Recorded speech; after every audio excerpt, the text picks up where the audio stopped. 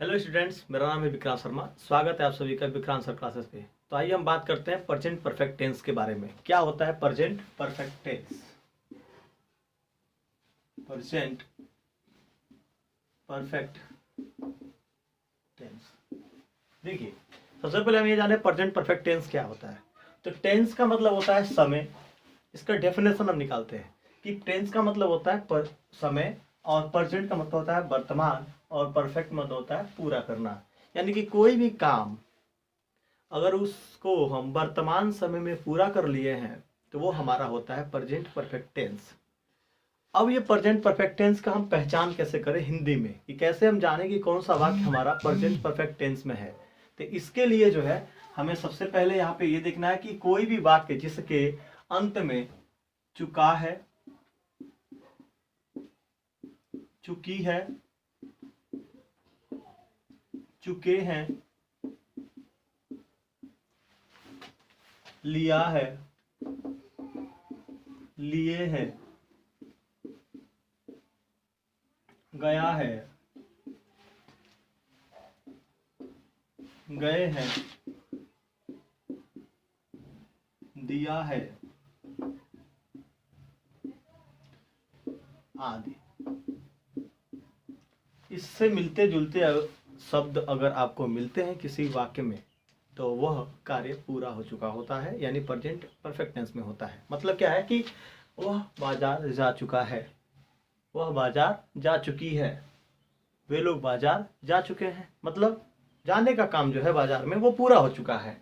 उसने खाना खा लिया है, वे लोग खाना खा लिए हैं, या तुम खाना खा लिए हो, ऐसे वाक्य आ सकते हैं। तो इस तरीके के वाक्य जो है तुमने अपना होमवर्क पूरा कर दिया है, यानी कि उसका होमवर्क जो था वो पूरा हो चुका है। तो इस तरीके के वाक्य आते हैं जिससे हम डिसाइड करते हैं कि हाँ ये वाक्य प्रेजेंट परफेक्ट टेंस में है। तो ऐसे वाक्यों का अंग्रेजी में अनुवाद हम कैसे करते हैं, तो आइए सीखते हैं कि ऐसे वाक्यों का अंग्रेजी अनुवाद कैसे करते हैं। आइए स्टूडेंट्स, अब हम रूल की बात करते हैं कि वो कौन से नियम हैं जिन नियमों का प्रयोग करके हम प्रेजेंट का परफेक्ट टेंस का हिंदी से इंग्लिश बनाएंगे। तो सबसे पहले हम बात करते हैं अफर्मेटिव यानी सकारात्मक वाक्यों को। तो यहाँ पर सबसे पहले हमारा सब्जेक्ट होगा। सब्जेक्ट के बाद हम हेल्पिंग वर्ब के रूप में यहाँ पर लेते हैं हैज या हैव को। ध्यान दीजिएगा, अगर हमारा सब्जेक्ट सिंगुलर है तो यहाँ पर होगा हैज, और हमारा सब्जेक्ट अगर प्लरल है तो यहाँ होगा है। तो यहाँ पर सब्जेक्ट के साथ हम हैज हैव हेल्पिंग वर्ब का यूज करेंगे, साथ ही साथ हमारे पास होगा वर्ब, और वर्ब का हम लगाएंगे थर्ड फॉर्म। जी हाँ, वर्ब का थर्ड फॉर्म यूज करेंगे, और उसके बाद से हमारे पास होगा ऑब्जेक्ट, और उसके बाद से होगा हमारा अदर वर्ड्स। अगर कोई कम्प्लीमेंट्री या अदर वर्ड्स इसमें यूज होते हैं, एक्स्ट्रा वर्ड यूज होते हैं, तो उन वर्ड्स को हम यहाँ देंगे। अब बात करते हैं नेगेटिव की। तो देखिए, जैसा मैं आपको प्रेजेंट कंटीन्यूअस टेंस में भी बता चुका हूँ, प्रेजेंट इंडेफिनिट में भी बता चुका हूँ कि नेगेटिव जब होता है तो कैसे उस नेगेटिव को बनाते हैं, इसका लिंक में भी आपको डिस्क्रिप्शन में दे दूंगा कि उन दोनों टेंस का क्या वीडियो है, एक बार उसे जरूर देखिएगा, जिससे आपको बहुत ही ज़्यादा बेनिफिट होगी इस टेंस को समझने में। तो देखिए, यहाँ पर जब हम निगेटिव बनाते हैं तो हमेशा वो जो कार्य होता है ना, जो वर्ब होता है ना, वही मना किया जाता है करने से। यानी कि वह जा चुका है, वह नहीं जा चुका है, यानी नहीं शब्द जो है जाने के पहले आता है, तो उसी के पहले हम नॉट लगाते हैं, हिंदी में भी और इंग्लिश में भी। तो नॉट का प्रयोग हमेशा वर्ब के पहले करते हैं। तो यहाँ पर हमारे पास सब्जेक्ट होगा, और इस सब्जेक्ट के साथ हैज या हैव लगाएंगे। अब देखिए, हमारा वर्ब आ रहा है, ठीक उसके पहले हम नॉट लगा देंगे, फिर हमारा हो जाएगा वर्ब, उसका थर्ड फॉर्म, और उसके बाद हमारा ऑब्जेक्ट अगर यूज हुआ है तो फिर हमारे हो जाएंगे अदर वर्ड्स यहाँ पे। अब हम बात करेंगे इंट्रोगेटिव की। तो इंट्रोगेटिव में कुछ बड़ा चीज नहीं करना होता है। करना क्या होता है कि बस हमारा ये जो हैज हैव है, इसको हम सब्जेक्ट की जगह ट्रांसफर कर दें, और सब्जेक्ट को हैज हैव की जगह रिप्लेसमेंट मतलब करना है इन दोनों का आपस में। बाकी इधर कोई चेंजेस नहीं करना। तो यहाँ पे हमारा जो इंट्रोगेटिव है सिंपल वाला, यानी कि अफर्मेटिव इंट्रोगेटिव, यानी जिसे हम कहते हैं इंट्रोगेटिव सेंटेंस नॉर्मल में, तो उसे हम क्या करेंगे कि लेके आएंगे यहाँ पर अपने हैज को और हैव को। साथ ही साथ हम यहाँ पे इस सब्जेक्ट को उसकी जगह पे रखते हैं, हो गया इंटरचेंज, एक दूसरे से बदल गया। बाकी हम उतार देंगे, यानी कि वर्ब का थर्ड फॉर्म प्लस हमारा ऑब्जेक्ट और उसके बाद से हमारे अदर वर्ड्स। ध्यान देने वाली बात है कि वाक्य इंटरोगेटिव होता है तो लास्ट में क्वेश्चन मार्क जरूर लगाते हैं, नहीं तो वाक्य हमारा गलत हो जाता है। अभी WH टाइप में क्या होगा? WH टाइप मतलब कोई भी क्वेश्चन वर्ड यूज हुआ, जैसे कि क्यों, कब, कैसे, ऐसे शब्द जो है वाक्य के बीच में आएंगे, तो फिर उन्हें हम कैसे चेंज करेंगे? तो करना कुछ नहीं है, सब रूल ऐसे ही होगा। उतार देते हैं सारे रूल्स को, यहाँ पे लिखते हैं हैज या have plus subject plus verb का third form plus object plus other words, last में क्वेश्चन मार्क। और करेंगे क्या? सिर्फ उस क्वेश्चन वर्ड को, जो क्वेश्चन वर्ड यूज हुआ है अपने सेंटेंस में, सिर्फ उस क्वेश्चन वर्ड को हम आगे लिख देंगे, जैसे याद करने में भी आसानी होगा। है ना कमाल का नियम? आगे अगर ये निगेटिव होता है तो क्या करेंगे? कोई चेंजेस नहीं, सेम ऊपर नीचे ये जो इंटरोगेटिव वाला रूल है सब वही होंगे, बस हमें वर्ब के पहले नॉट का यूज कर लेना है। देखिए कैसे, यहाँ पर हैज या हैव होगा प्लस सब्जेक्ट आना ही आना है, उसके बाद से वर्ब आ रहा है, ठीक, उसके पहले हम नॉट लगा दें, वर्ब का थर्ड फॉर्म यूज कर लें, ऑब्जेक्ट लगेगा और यहाँ पर जो भी अदर वर्ड्स हैं और लास्ट में क्वेश्चन मार्क लगा देंगे। आगे यदि ये निगेटिव जो है इंटरोगेटिव में WH टाइप का होता है तो क्या करेंगे? अगर WH टाइप का होता है तो सिर्फ उस क्वेश्चन वर्ड को पहले लिख देंगे, जो क्वेश्चन वर्ड हमारे सेंटेंस में यूज हुआ है, उसके बाद से ये नियम ऊपर जो लिखा हुआ है इसको एज इट इज उतार देंगे।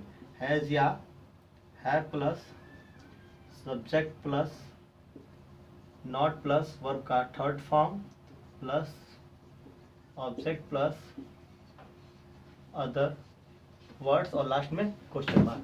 तो देखा आपने किस तरह से हमने सारे नियमों को कंप्लीट किया। तो आप इसका स्क्रीनशॉट ले लीजिए नियम को। अब इस पर हम एग्जाम्पल को आगे बढ़ाएंगे, कैसे एग्जाम्पल्स किए जाते हैं। तो स्टूडेंट्स आइए अगला एग्जाम्पल लेके चलते हैं। यहाँ पे आप देखिए, वे लोग अमेरिका में नौकरी कर चुके हैं। तो क्या करें? सबसे पहला काम हमें प्रीपोजिशन पर अटैक करना है, ये होगा में, यानी कहाँ? अमेरिका में। और सेंटेंस बन के आता है वे लोग नौकरी कर चुके हैं। तो वे लोग का होगा दे, और जानते हैं कि दे हमारा एक प्लरल है तो इसके लिए आएगा have. They have done the job in, उसके बाद है अमेरिका, फुल स्टॉप। लास्ट में अगर हम इसका नेगेटिव करते हैं तो होगा they have not done the job in America. ऐसे आप इंटरोगेटिव बनाएंगे तो इस हैव को बाहर, दे को अंदर, तो होगा हैव दे, नॉट अगर है तो लगाइए, नहीं तो नहीं, done the job in America. तो ऐसे ही ढेर सारे वाक्य हैं जिन वाक्यों को हम अंग्रेजी अनुवाद करेंगे। आइए एक और एग्जांपल लेते हैं कि अभी भारत जो है, भारत ऑस्ट्रेलिया को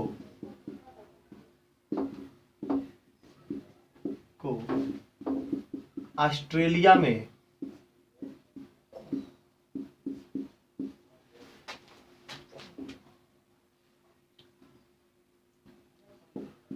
हरा चुकी है ना कमाल का वाक्य। तो हम करें क्या? सबसे पहले कि यहां पर हम निकालेंगे कि हमारा प्रीपोजिशन क्या है। तो में कहा? ऑस्ट्रेलिया में। के प्रीपोजिशन है, को प्रीपोजिशन है, यानी ऑस्ट्रेलिया को किसने हराया? भारत। भारत हरा चुकी है।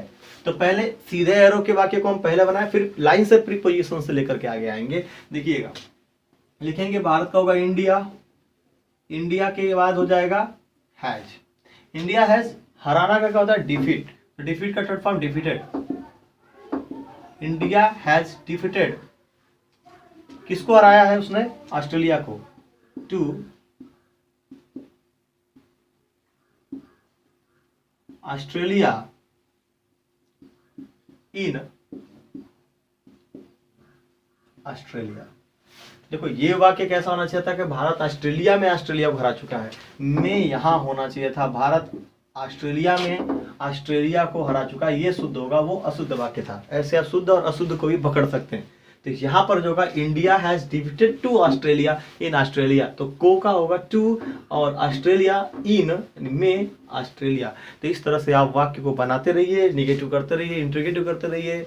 आप सब वीडियो को देखते रहिए, लाइक करते रहिए, सब्सक्राइब करते रहिए और हमें इंस्पायर करते रहिए और भी वीडियोज बनाने के लिए। नमस्कार।